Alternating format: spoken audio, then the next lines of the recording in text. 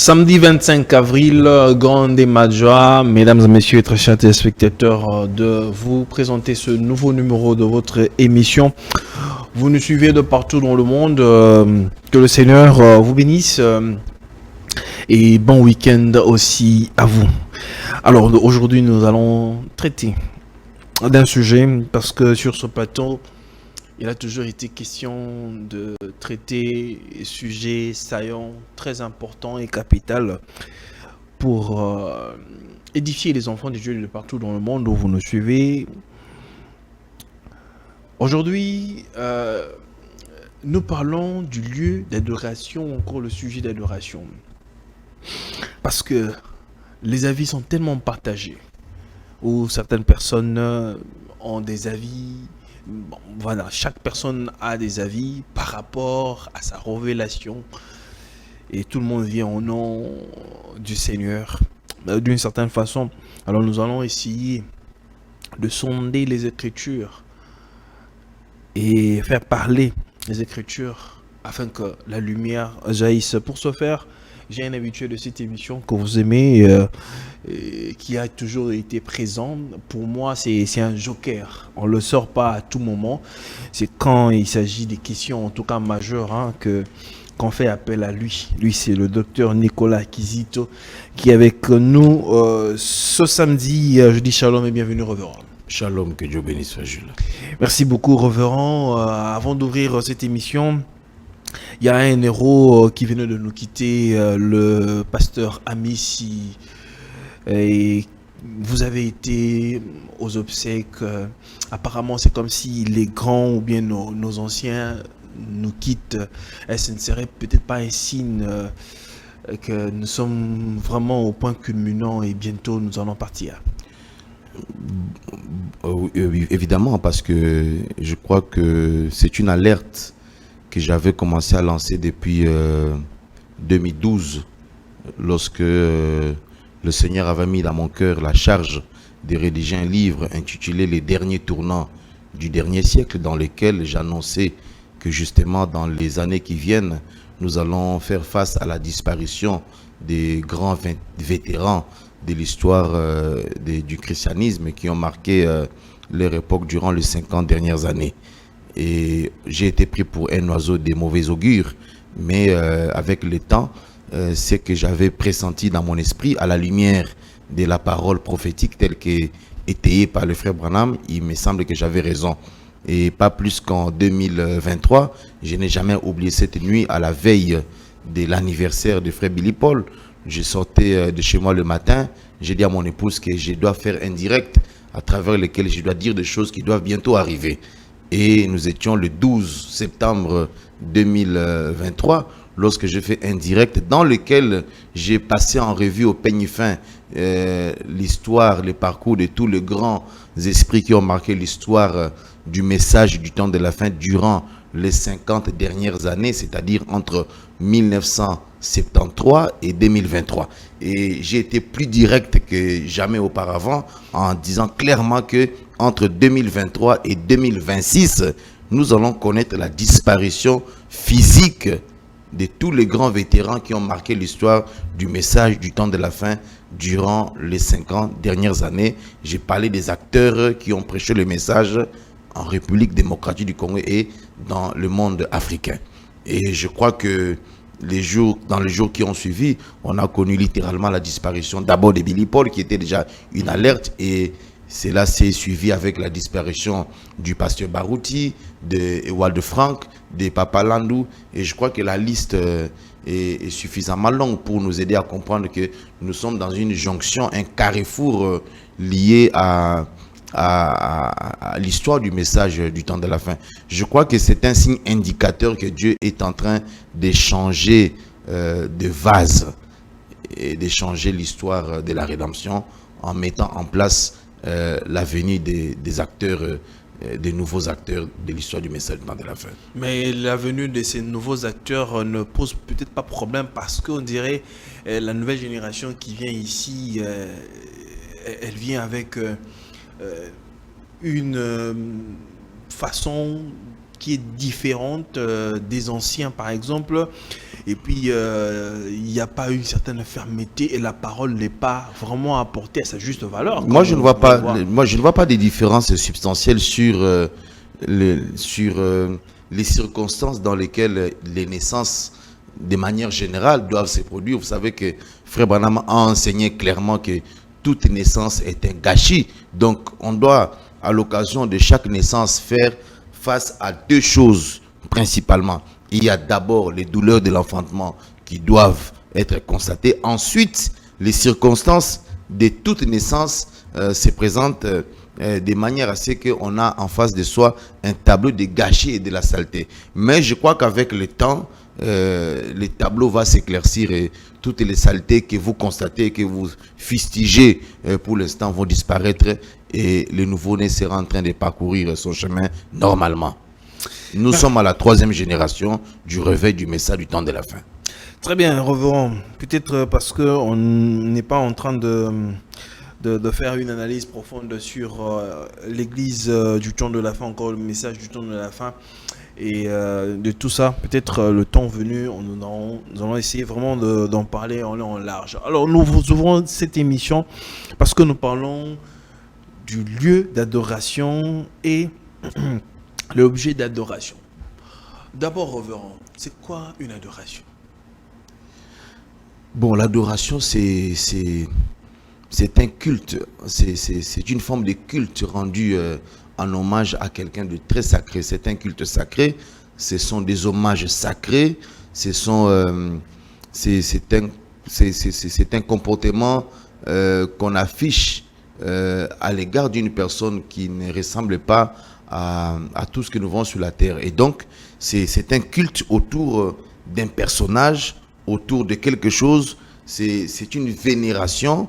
En fait, c'est quelque chose qui va au-delà du respect normal reconnu à une personne naturelle. L'adoration relève d'un culte de personnalité. C'est un culte autour d'une personne, justement. Très bien. Alors, quelle est la différence qui existerait, par exemple, entre l'église du message du temps de la fin et, par exemple, l'église, comment on dit encore, l'église kimbanguiste?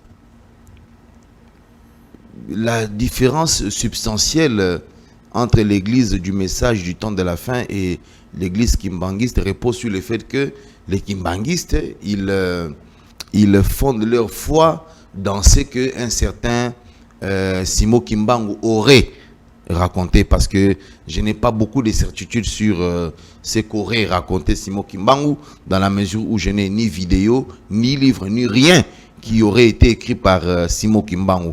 De sorte que j'ai toujours tendance à penser que les kimbanguisme serait une religion fondée sur de la spéculation.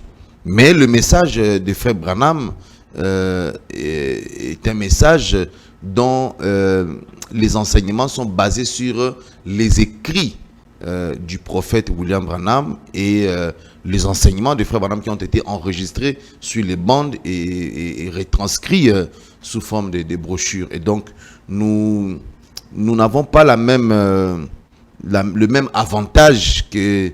les kimbanguistes n'ont pas les mêmes avantages que les croyants du message du temps de la fin, dans la mesure où les gens qui sont autour du message de Frère Branham ont l'avantage que leur message est coulé dans les livres et facilement trouvable sur des vidéos, sur des cassettes. Les photos attestent que le Frère Branham est une personne qui a existé, et contrairement à Simo Kimbangu, dont l'existence me paraît encore dubitative. Les kimbanguistes risqueraient de vous attaquer quand vous dites que c'est bon. Vous savez que j'ai toujours été disposé pour un débat objectif, intelligent et non un débat émotionnel. Si un kimbanguiste pense être en mesure d'engager un débat au-delà un débat en marge des sensations, je crois que on a toujours été prêt. Moi, j'ai 45 ans aujourd'hui. J'ai toujours entendu parler des kimbanguistes et je les vois souvent dans les rues. Mais je n'ai pas encore eu la certitude que Simo Kimbangu aurait existé, dans la mesure où je n'ai pas vu une seule photo de lui. Quelqu'un m'a semblé faire comprendre dernièrement à travers une intervention médiatique que même cette photo-là ne serait pas celle de Simon Kimbangu. Et donc, j'ai encore des doutes sur la fiabilité de tout ce qui s'est dit autour de Simon Kimbangu, contrairement à Frère Branham, parce que nous avons l'avantage que les enfants biologiques de Frère Branham existent, ils sont encore en vie, dont l'un s'appelle Joseph Marion Branham et l'autre s'appelle Sarah Branham, qui vivrait, je crois, au Mexique. Donc, il y en a une qui est décédée, je crois, en 2006. Il y en a un autre qui est décédé en 2023, Billy Paul, dont j'ai parlé il y a quelques minutes. Et donc, vous voyez, les brochures de Frère Branham, les vidéos sur Frère Branham, les cassettes des enseignements de Frère Branham, la famille biologique de Frère Branham, les effigies, les vestiges de l'existence des Frères Branham sont des témoignages particulièrement impressionnants qui peuvent nous convaincre de l'existence et de l'authenticité du message du temps de la fin, contrairement à la difficulté que les kimbanguistes ont pour prouver justement que Simon Kimbangu aurait existé. Très bien. Alors, révérend Nicolas, entre Dieu et Jésus, qui est adorable? Dieu, c'est un objet d'adoration, comme je le disais tout à l'heure. Donc, Dieu, c'est un objet d'adoration. Donc, j'étais en train de dire tout à l'heure là que l'adoration relève d'un culte autour de ce qu'on pense. On pense avoir un caractère, les attributions du sacré, voyez-vous. Et donc, comme Frère Branham dit qu'on peut faire Dieu tout ce qu'on a devant soi. On peut faire de ces meubles Dieu, on peut faire de ces micros Dieu, on peut faire de ces bâtiments Dieu, on peut faire de son épouse une déesse ou un Dieu, si je peux me le dire ainsi. On peut faire de n'importe quoi Dieu, parce que le mot Dieu signifie objet d'adoration. Et donc, Jésus-Christ est notre objet d'adoration. Jésus-Christ est Dieu, justement. Quelle est la différence qui existerait entre l'objet d'adoration, le lieu d'adoration et le sujet d'adoration? Alors, l'objet d'adoration et le sujet d'adoration, cela dépend de si on considère que la personne est un objet ou une personne. Et donc, quand on parle de l'objet d'adoration, on assimilerait cela au sujet d'adoration lorsqu'on pense que l'objet dont on fait son adoration est une personne. En ce moment-là, cet objet d'adoration devient un sujet d'adoration. Mais lorsque votre objet d'adoration est quelque chose de matériel, est un objet au sens strict du terme, dans ce cas, l'objet d'adoration peut être n'importe quoi. Mais Jésus-Christ est le sujet d'adoration pour le chrétien dans la définition la plus étendue de l'expression objet d'adoration. Et donc, objet d'adoration, comme je l'ai dit, ça peut être n'importe quoi. Ça peut être une chaise, ça peut être vous, ça peut être moi, ça peut être la lune, le soleil, les étoiles. Toutes ces choses-là peuvent faire l'objet d'une adoration. Tout dépend de la religion à laquelle vous appartenez. Prenons cette déclaration que l'homme de Dieu, le pasteur Lifoko, a faite, qu'il a puisé aussi dans le message de William Branham, où il dit carrément, je paraphrase carrément pour dire que l'adoration aujourd'hui, ce n'est pas en Jésus, mais c'est en William Branham. Non, il n'a pas tiré ça du message de Frère Branham. Il n'a pas tiré ça du message de Frère Branham. Je crois que après plus de 25 ans de lecture et d'étude du message du temps de la fin, du haut de mes 45 ans d'âge, je ne vois pas une seule trace d'un endroit sur les plus de 1229 brochures de Frère Branham, un endroit où Frère Branham aurait dit une telle chose. Il n'y en a pas. Mais sauf si vous pensez rafraîchir ma mémoire. Jésus n'a jamais aussi dit « Adorez-moi parce que je suis Dieu ».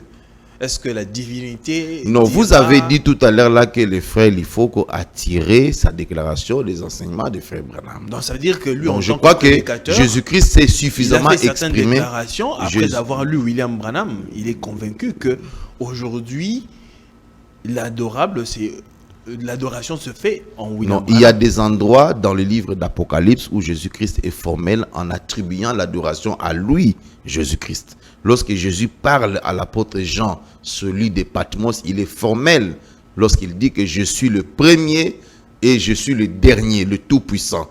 Je suis celui qui détient les clés de la mort et du séjour des morts. Vous comprenez un peu ça?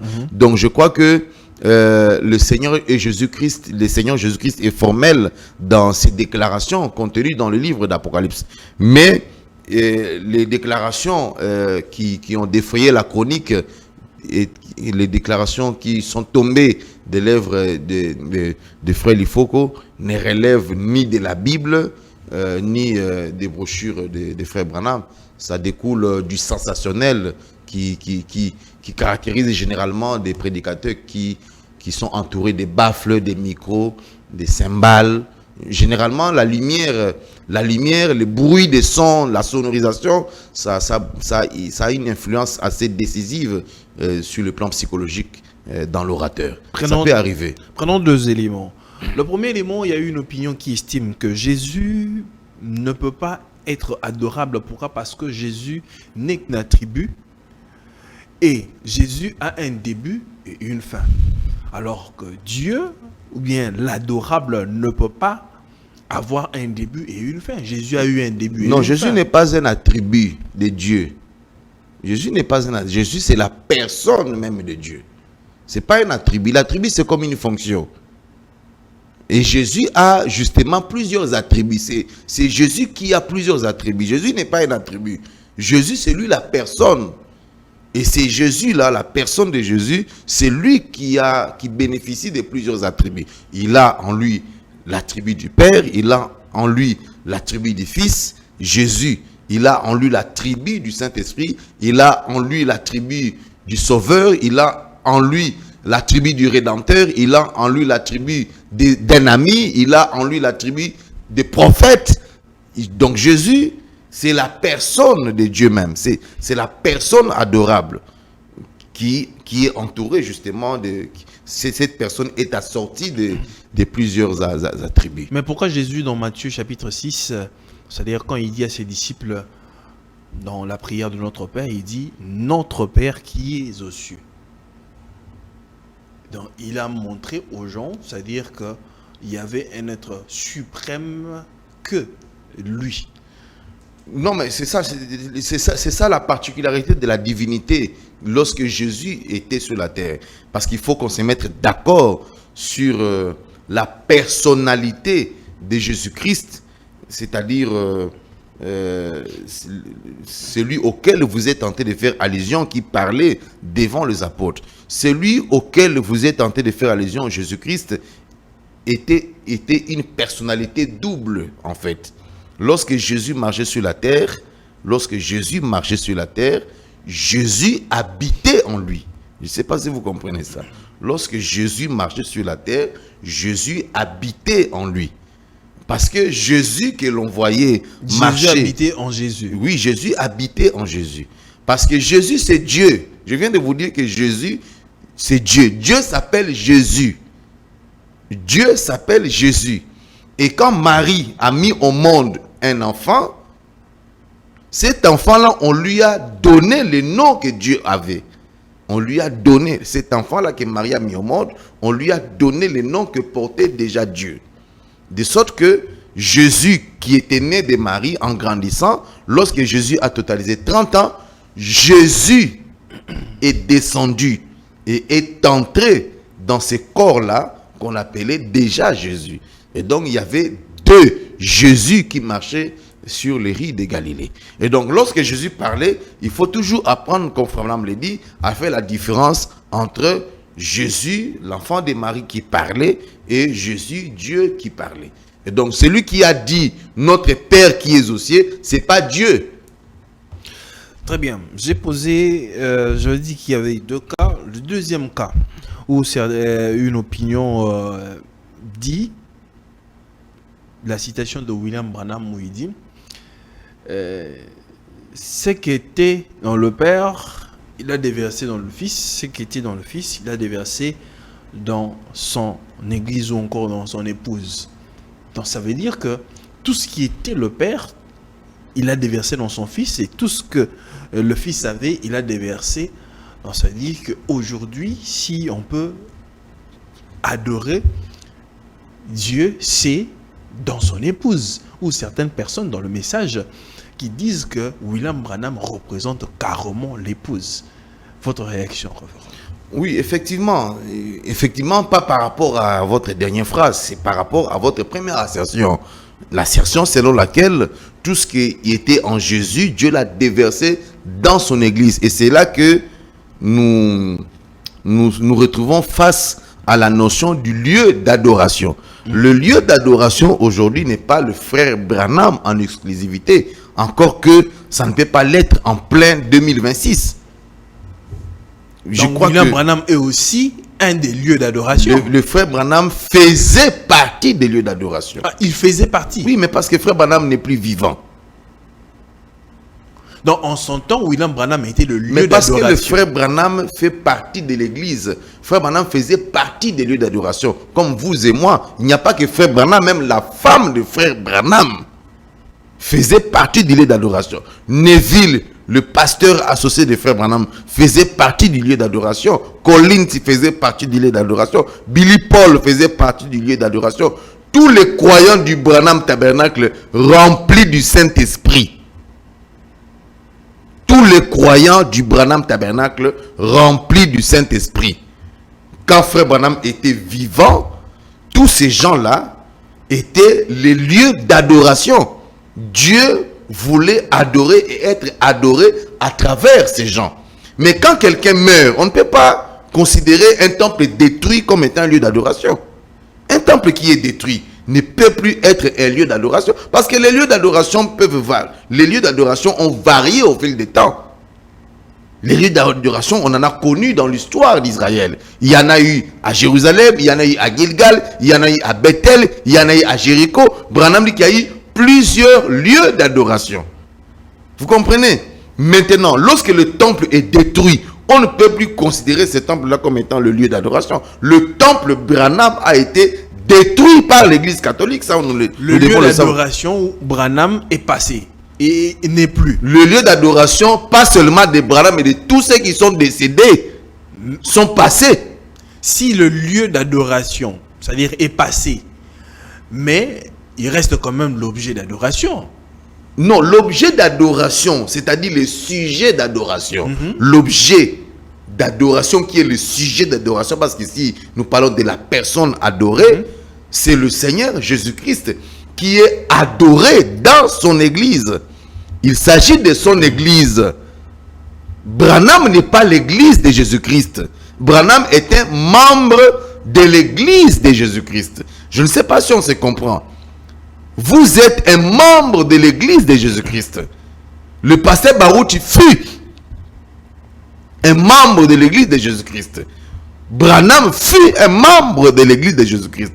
Le frère Coleman fut un membre de l'église du Seigneur Jésus-Christ.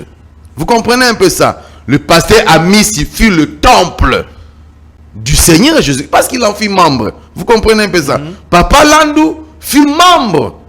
Un temple de l'église du Seigneur Jésus-Christ.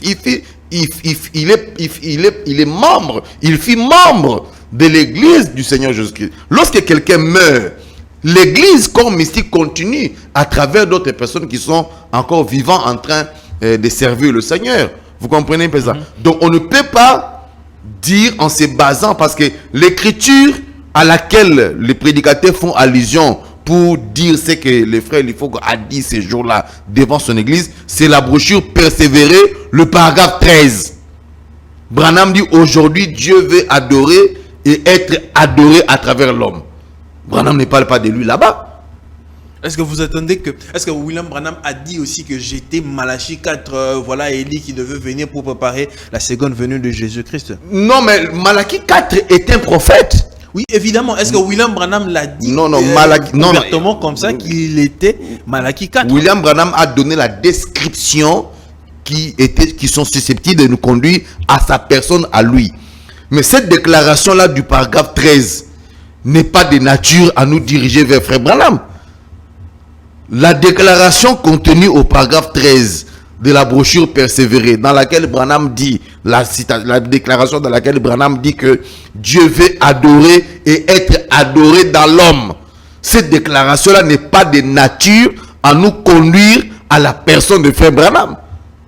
Cette déclaration-là de Frère Branham n'est pas de nature à nous dire que l'homme là à laquelle Branham fait allusion, c'est Branham. D'ailleurs, il suffit d'être intelligent. Il suffit d'être intelligent pour comprendre que Frère Branham parlait de l'être humain. Dieu veut adorer dans l'être humain. Prenons cette citation, révérend. Dieu change-t-il sa pensée au sujet de sa parole? Il dit, eh bien, Jésus est venu sous 3 noms. Fils de l'homme, ce qui veut dire un prophète. Fils de Dieu, c'est lui qui a parcouru les âges de l'Église. Puis fils de David.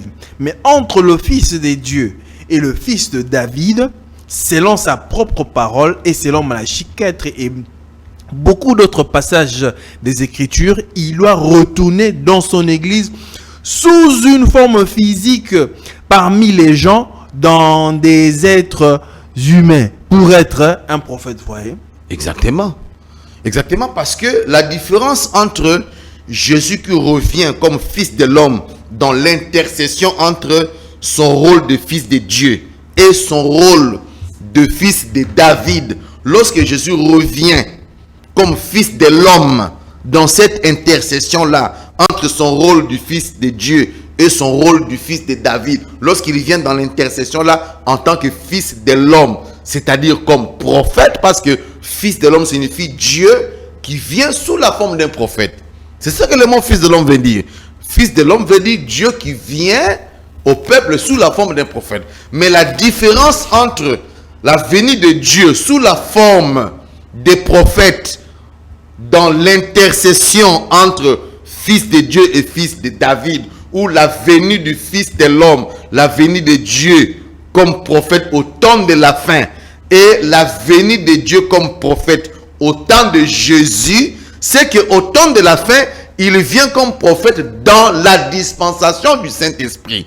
Et lorsque Dieu vient comme prophète dans la dispensation du Saint-Esprit, il ne peut plus venir dans un seul être humain, parce que le Saint-Esprit en ce moment-là œuvre dans des êtres humains. Mais quand il vient dans des êtres humains, comme il ne peut pas être prophète à travers tout le monde, alors il utilise un ministère prophétique. Il utilise un prédicateur, il utilise un Éphésiens 4, à travers qui il manifeste le ministère du Fils de l'homme, selon Malachie 4, en synergie avec ce qui est dit dans Apocalypse, chapitre 10, le verset 7. Et donc, Malachie 4 a promis la venue d'un prophète, n'est-ce pas, qui n'est pas Jésus. C'est Élie le prophète, c'est l'esprit d'Élie le prophète, ce n'est pas Jésus, vous comprenez? Maintenant, Luc 17:30 promet la venue de Jésus lui-même comme fils de l'homme. Alors, ces deux écritures-là, lorsqu'elles s'accomplissent dans une même période, trouvent un vase qui est déjà prédisposé au ministère d'un prophète, parce que Jésus ne peut pas, lui Jésus, la personne, ne peut pas marcher sur la terre avant le millénium, parce que la terre doit d'abord être purifiée, pulvérisée avant que Jésus ne pose ses 2 pieds à lui sur la terre. Alors, n'étant pas en mesure de poser ses 2 pieds sur la terre avant la purification de cette dernière, alors il trouve un vase qui existe déjà, qui a la prédisposition d'être prophète, parce qu'il est né prophète. Un membre du corps, un Éphésiens 4. Parce que Branham était un Éphésiens 4. Il trouve un Éphésiens 4. Et à travers cet Éphésiens 4 là, Dieu manifeste le ministère du Fils de l'homme, c'est-à-dire le ministère de Dieu, mais sous la forme d'un prophète, en accord avec Malachie chapitre 4. Et c'est comme ça que Branham dit que Dieu a promis qu'il viendra au dernier jour pour se manifester. Le nom de mon Dieu. J'écrirai en lui le nom de mon Dieu. Le nom de mon Dieu. Le nom de mon Dieu. Et le nom de la ville de mon Dieu. Ça, c'est Apocalypse 3 combien? Apocalypse chapitre 3, verset 11. Oui. le nom de ma ville, le nom de la ville de mon Dieu, de la nouvelle Jérusalem qui descend du ciel d'auprès de mon Dieu, est mon nom nouveau. Et mon nom nouveau. Oui. Maintenant, quand nous allons par exemple dans le premier sceau, à partir du paragraphe 82, William Branham dit Saul, un bon nom. Il y a eu une fois un roi Saül en Israël, mais Saül, ça ne convenait pas à un apôtre. Ça pouvait peut-être aller pour un roi, mais pas pour un apôtre. Alors, Jésus a changé son nom de quoi? De Saül en Paul. Regardez, le fils du tonnerre, ainsi de suite. 83. Et Jésus, son nom sur terre, c'était Rédempteur, Jésus. Quand il était sur la terre, il était le Rédempteur, c'est vrai. Mais une fois qu'il a conquis la mort et le séjour des morts, qu'il les a vaincus et qu'il est monté en haut, il a reçu un nom nouveau. C'est pour cette raison que vous criez comme ils le font et qu'ils ne reçoivent rien. Ce sera révélé dans le tonnerre. Réaction. Oui. Non, mais le message de Frère Branham, ce paragraphe est très clair, même si il faut reconnaître que ce paragraphe fait généralement l'objet de spéculations. Un paragraphe que la plupart des adorateurs, des faux adorateurs, associent à un autre paragraphe du 7e sceau, là où Branham dit que les 7 tonnerres, quand ils ont grondé au sommet de la montagne du soleil couchant, ils tonnaient comme s'ils épelaient un nom. Vous comprenez? Je connais toutes ces théories-là. Mais cette citation-là est claire. Je ne sais pas si vous ne l'avez pas bien lu. Mais Branham dit clairement là-dedans que lorsque Jésus était sur la terre, son nom était Rédempteur. Est-ce que nous nous mettons d'accord que lorsque Jésus marchait sur la terre, son nom était Rédempteur? Oui, c'est-à-dire qu'il y a un nom nouveau. Il y a un nom nouveau qui a été. Non, mais mettons-nous d'abord d'accord sur le nom qu'il avait quand il était sur la terre. Branham dit là-bas que lorsque Jésus était sur la terre, son nom était Rédempteur. Vous avez cette écriture-là, ces versets de la Bible, là où on appelait Jésus Rédempteur, Rédempteur. Non. Voilà. Donc Jésus est tenté de parler de la nature de la personne. Branham dit clairement que quand Jésus était sur la terre, son nom était Rédempteur. C'est ce que Frère Branham dit là-bas. Quand Jésus était sur la terre, son nom était Rédempteur. Et lorsqu'il a vaincu la mort, le séjour de mort, son nom a changé. Mais quand vous lisez les 4 évangiles de Jésus, nulle part vous ne rencontrerez où Jésus, on l'a appelé Rédempteur, ou Frère Rédempteur, ou le Rédempteur. Il n'y en a pas. Mais nous avons des écritures claires qui disent formellement que cet enfant, quand il naîtra, vous l'appellerez Emmanuel. Ou cet enfant, quand il est né, on l'a appelé Jésus. C'est ça le nom que Jésus avait. Donc, en réalité, ce qui était en Jésus, c'était l'esprit là qui faisait de Jésus Dieu. Parce que le nom, c'est une nature. Oui, c'est ça. Mais le nom, c'est une nature. C'est la nature qui change. Oui, c'est aussi la même chose parce que le ministère de Malachie, c'est-à-dire le ministère de Malachie 4 et du Fils de l'homme, s'est incarné en la personne de William Branham. Cet esprit-là, en réalité, si on adore, en réalité, ce n'est pas Branham qu'on adore.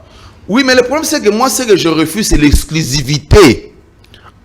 Moi, je ne voudrais pas je ne voudrais pas qu'on puisse penser que Branham est l'exclusivité de l'incarnation de Dieu. Nous sommes dans la dispensation du Saint-Esprit où Dieu vient s'incarner dans son église. C'est ce qu'enseigne Frère Branham. Dieu s'incarne dans son église. Et lorsque Dieu s'incarne dans son église, lorsqu'il trouve en vous le ministère de pasteur, Dieu se comporte en berger. Lorsque Dieu, en s'incarnant en vous, il trouve le ministère d'apôtre, Dieu se comporte en apôtre. Dieu, il fait l'apostolat. Il se comporte comme un missionnaire. Lorsque Dieu, en s'incarnant dans son église, et qu'en vous, il trouve le ministère de docteur de la parole, Branham dit, Dieu devient docteur en vous. Il enseigne à travers vous. C'est lui qui devient le docteur en travers vous. Lorsque Dieu, il vient dans son église et qu'au travers de vous qui êtes un des membres de son église, il vous trouve, vous, ministre de l'évangile, avec un ministère évangélique. Dieu évangélise à travers de vous. Voyez-vous, 1 Éphésiens 4.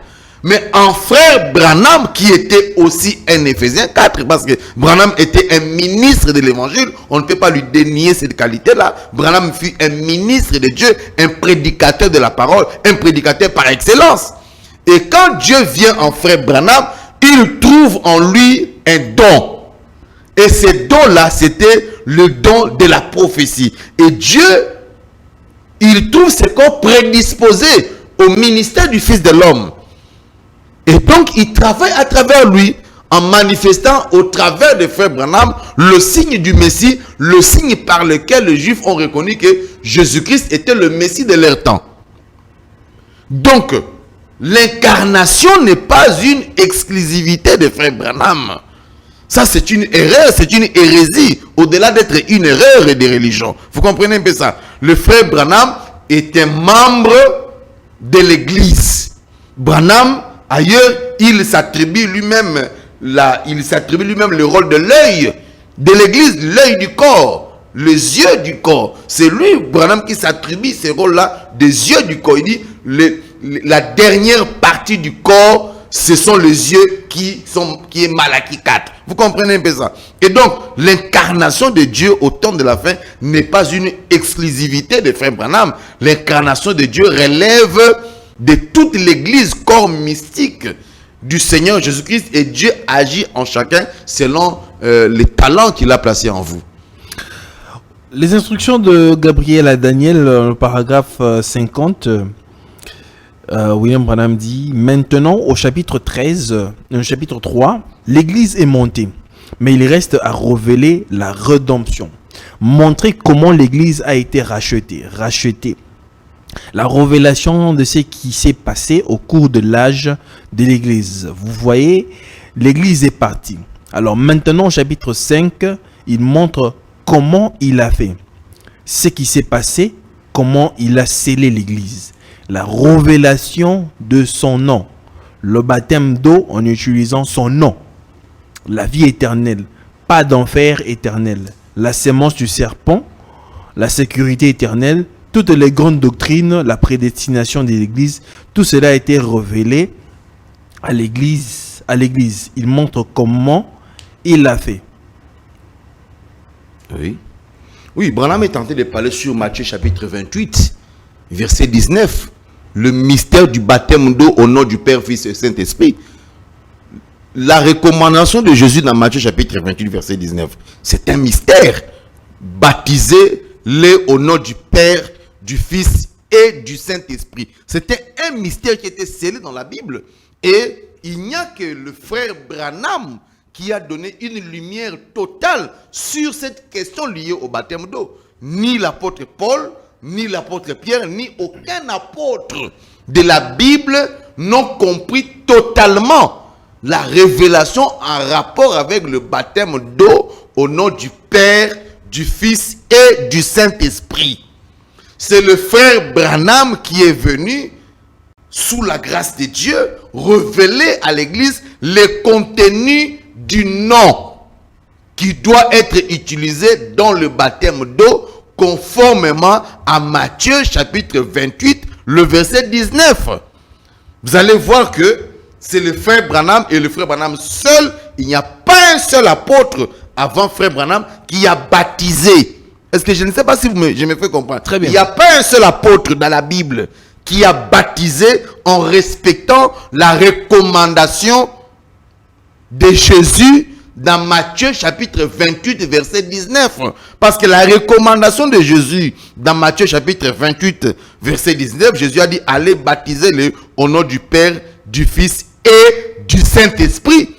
Le frère Branham est le seul qui a démontré, qui en a fait la démonstration en démontrant, en présentant cette vérité de façon globale, de façon détaillée, en relevant que le nom du Père, du Fils et du Saint-Esprit auquel Jésus faisait allusion, c'est le Seigneur Jésus-Christ. Cette vérité-là n'a jamais été révélée dans la Bible, ni par Pierre, ni par Paul, ni par Jacques, ni par aucun apôtre. Et c'est ça la vérité. Branham est le seul qui a présenté la vérité sur le baptême au nom du Seigneur Jésus-Christ. Il n'y a pas un seul apôtre qui a baptisé comme ça dans la Bible. Nulle part. Il n'y a pas un seul apôtre qui a baptisé les gens au nom du Seigneur Jésus-Christ. Ça n'existait pas dans la Bible. Oui, il est vrai.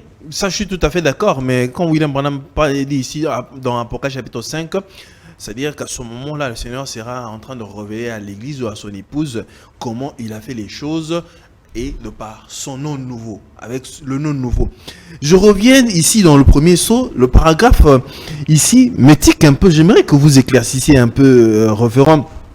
Le paragraphe 283, il dit « Et Jésus, son nom sur terre, c'était Rédempteur. » C'est par là qu'il faut d'abord commencer. Il faut pas enjamber l'introduction pour atterrir dans la conclusion.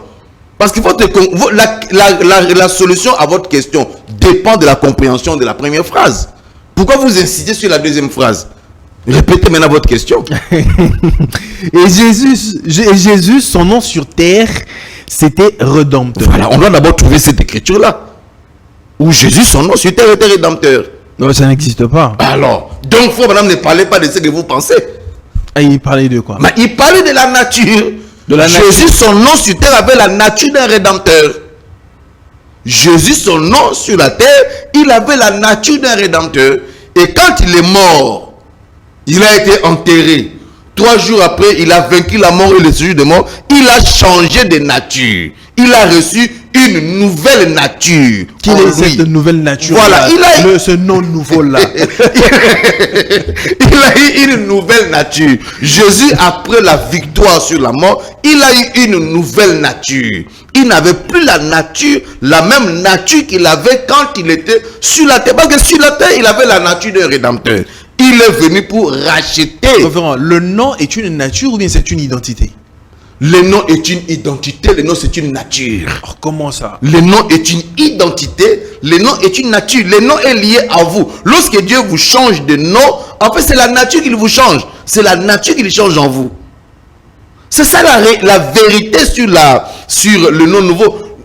L'écriture que vous avez lue dans le livre d'Apocalypse, cette écriture n'est pas la seule où on parle du nom nouveau. La Bible dit aussi, toujours dans le livre d'Apocalypse, qu'à tout celui qui vaincra, Dieu lui donnera un nom nouveau, que personne ne connaît, si ce n'est celui qui porte ce nom nouveau. Donc il n'y a pas que Jésus qui porte un nom nouveau. Même chaque croyant porte un nom nouveau. Moi, mon nom à moi, c'est Nicolas Gizito. Est-ce que c'est ça mon nom actuel? D'après Dieu. Et quand Dieu dit qu'après que j'aurai vaincu quoi que ce soit, il va me donner un nom nouveau. Vous pensez que le nom nouveau auquel Dieu fait allusion dans le livre d'Apocalypse, c'est de Nicolas à autre chose? Encore que Nicolas, ce sont des noms français.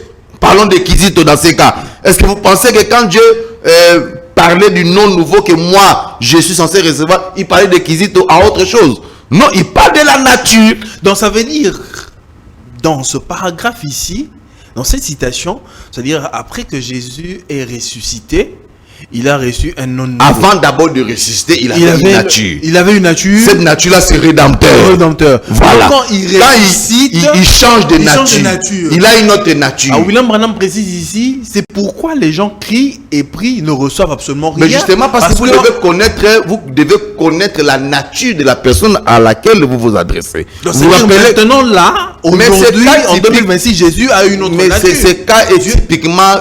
ce cas est typiquement étayé dans les Saintes Écritures. Lorsque la syrophénicienne s'est présentée devant Jésus de Nazareth, elle s'est mise à crier, Seigneur, elle s'est mise à crier, fils de David, ma fille est malade.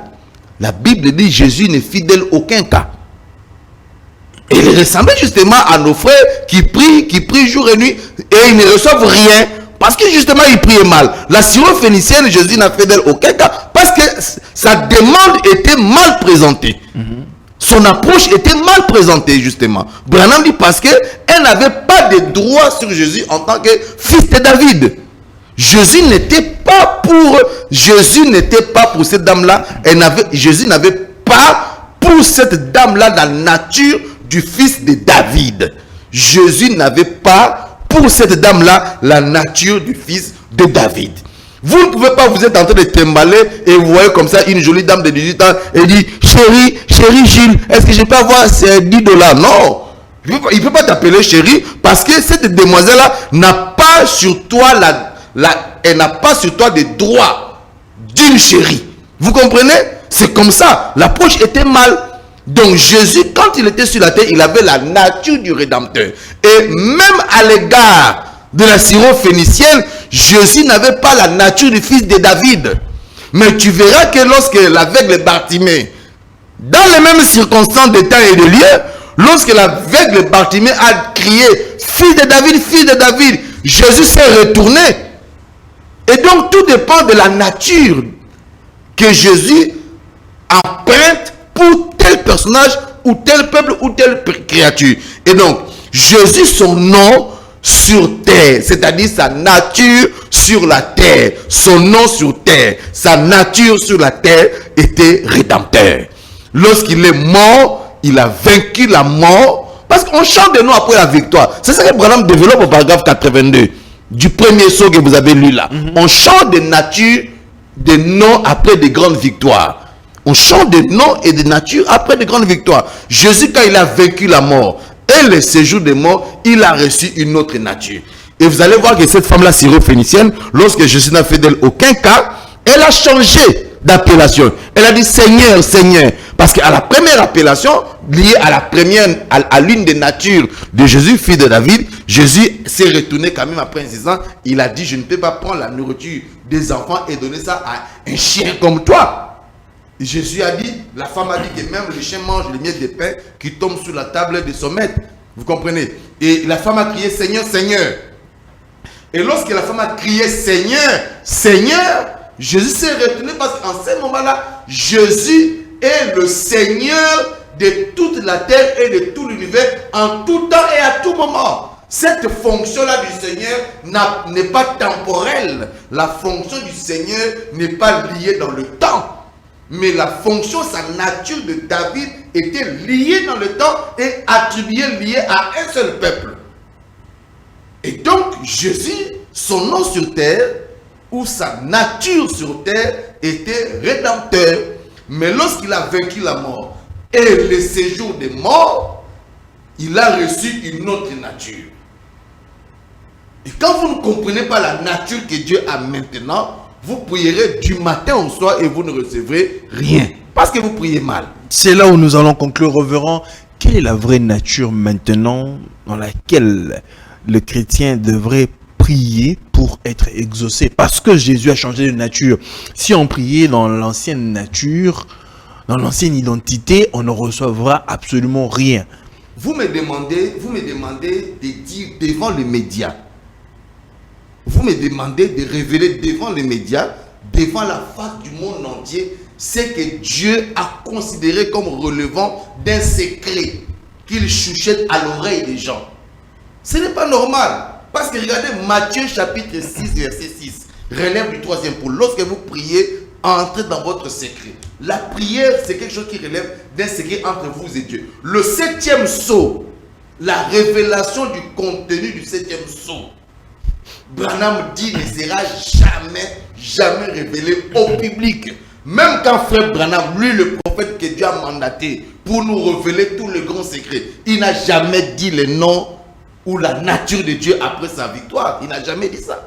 Il s'est contenté de vous promettre que ça sera révélé dans le tonnerre. Mais il n'y a pas une seule citation de frère Branham où il dit finalement les noms nouveaux qui étaient censés être révélés dans les 7 tonnerres, c'est tel nom. Il n'a pas dit ça. Donc ça veut dire que Jésus n'est pas le nom dans lequel les chrétiens devraient normalement adorer pour recevoir. Il est évident que Jésus a une nature. Il a eu une nature après sa mort et sa résurrection. Prier Jésus aujourd'hui ne fait pas de vous afin que vous receviez quelque chose de Dieu. Non, je n'ai pas dit ça. Je n'ai pas dit prier aujourd'hui Jésus. Jésus est la personne adorable.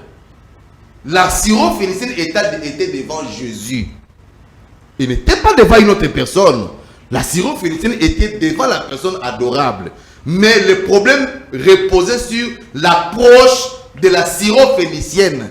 La syrophénicienne, en s'approchant de Jésus, elle lui a attribué un nom ou une nature qui ne correspondait pas à la relation entre lui, Jésus, et elle, la syrophénicienne. Et donc, sa prière s'est heurtée à un obstacle. Et donc, elle devait corriger qu'en lieu et place des fils de David, elle a dit Seigneur. Et en ce moment-là, Jésus a répondu à sa prière. Vous parlez de deux choses. Vous parlez de l'approche et vous parlez aussi de la nature. Parce que cette femme syrophénicienne, non, elle est venue auprès de Jésus comme fils de David, elle n'a pas reçu de gain.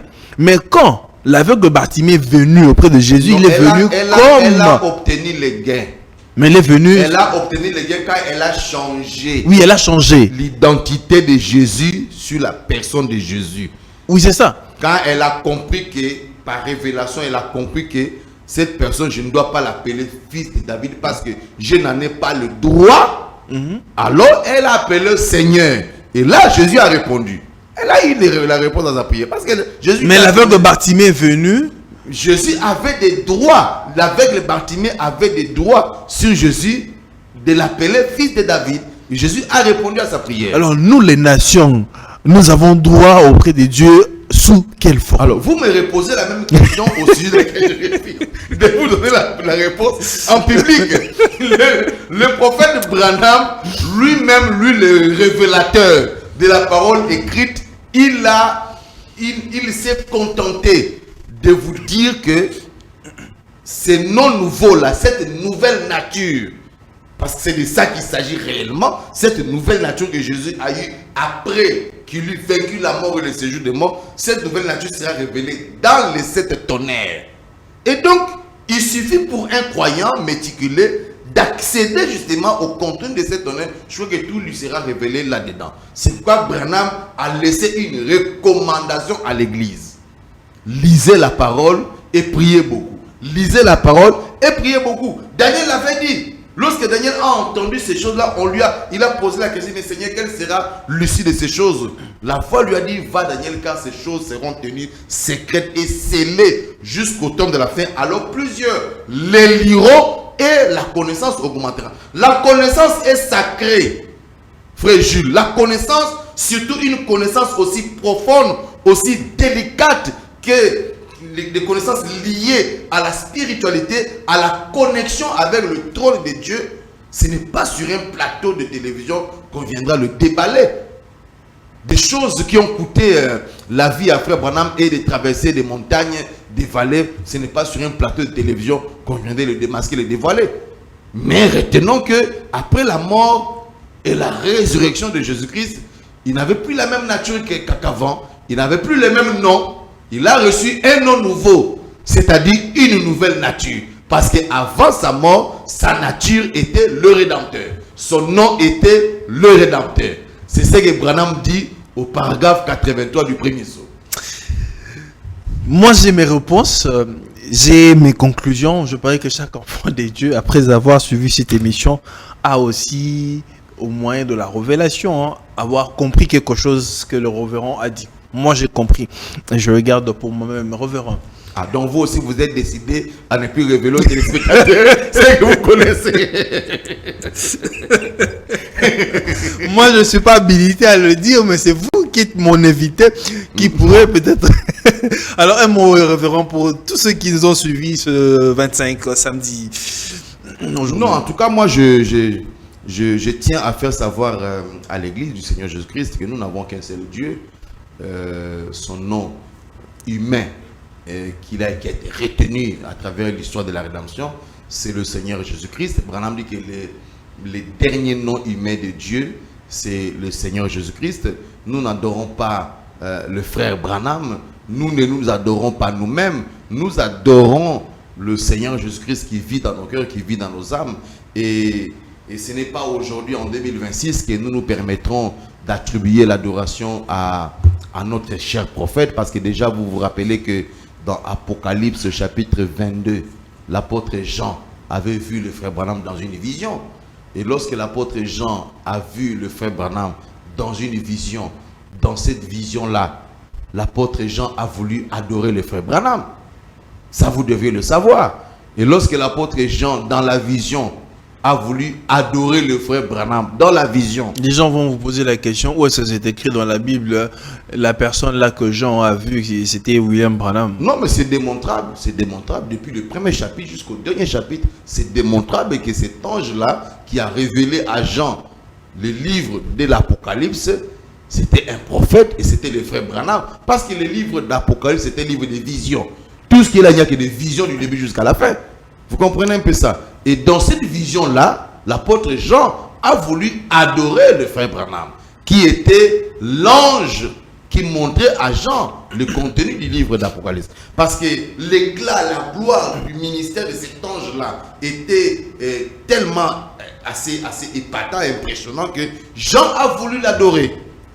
Et cet ange-là a dit à l'apôtre Jean, garde-toi de m'adorer, car je suis un compagnon de service et celui de tes frères les prophètes adore Dieu. Donc vous comprenez, Branham dit, voyez-vous, aucun véritable prophète de Dieu ou aucun véritable messager ne se laissera adorer par qui que ce soit, parce que nous n'adorons que le Seigneur Jésus-Christ. Et Branham dit que tout celui qui n'accepte pas d'adorer le Seigneur Jésus-Christ a un problème mental au niveau de sa tête. C'est pourquoi je disais qu'il y a des choses qui relèvent de la simple possession de l'intelligence pour les comprendre. Parce que Daniel avait dit que ceux qui auront de l'intelligence, c'est eux qui comprendront. Merci beaucoup, Révérend. Merci beaucoup de nous disposer de votre temps. C'est moi qui vous remercie. Mesdames et messieurs, c'est ici que nous mettons terme à cette émission. Le Révérend est disponible. Vous qui estimez que vous avez quelque chose à dire et vous n'êtes pas d'accord sur certains points qu'il a eu à dire au cours de cette émission, que vous voulez le rencontrer, il est disponible à rencontrer qui que ce soit sur un plateau de partage. Alors ici, nous ne partageons que la parole de Dieu. Si vous vous sentez assez capable. Alors pour le reste, portez-vous bien. Merci à la grande équipe de Congo Buzz Télévision. Merci à Bestel Luca. On se retrouve très prochainement. Que la paix soit avec vous et que Dieu vous bénisse. Au revoir.